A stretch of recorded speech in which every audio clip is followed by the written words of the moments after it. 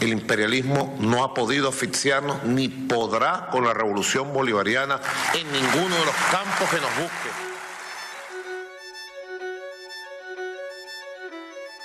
They didn't physically torture, but they tortured people in front of me, sort of to give a message of what they could do, try to threaten you in different ways.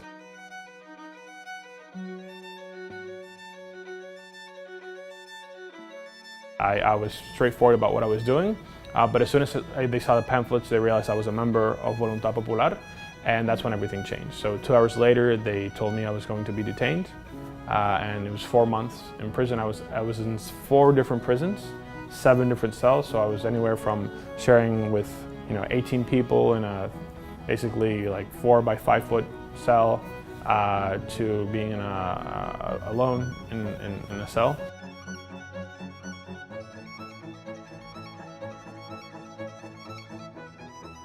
I mean, this regime always talks about being for the people, being very socialist, and when you go through this experience, you sort of see the regime laid bare into the most vulnerable people of society who are in prison are just completely disrespected in every way.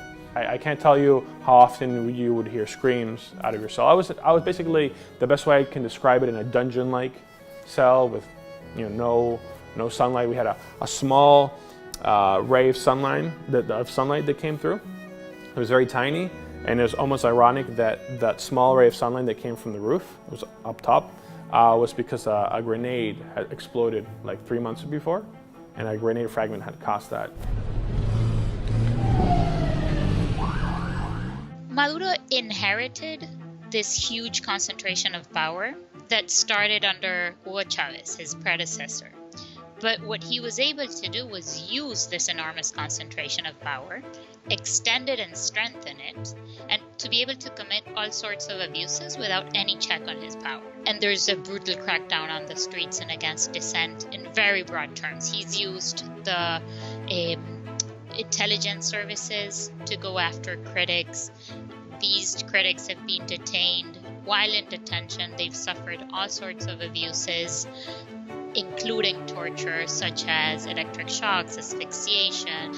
And all of this happens in a context in which the government openly denies what's happening. There's a study by Caritas, Venezuela, that they've evaluated children under 5 in Caracas and 3 states. And their result is that in February this year, there was a 10% of the children they studied had severe malnutrition. That number went up to almost 15% in September. And that puts Venezuela above the level of a crisis, according to the World Health Organization. Venezuela is a country that doesn't produce almost anything. So they need to import food and medicines and supplies from abroad.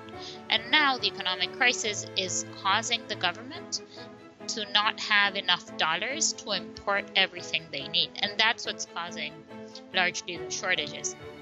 The way out of this crisis is for a strong combination of pressure coming from Venezuela, from inside, and from outside. This is really a regime in war against its citizens, and not a two-sided war.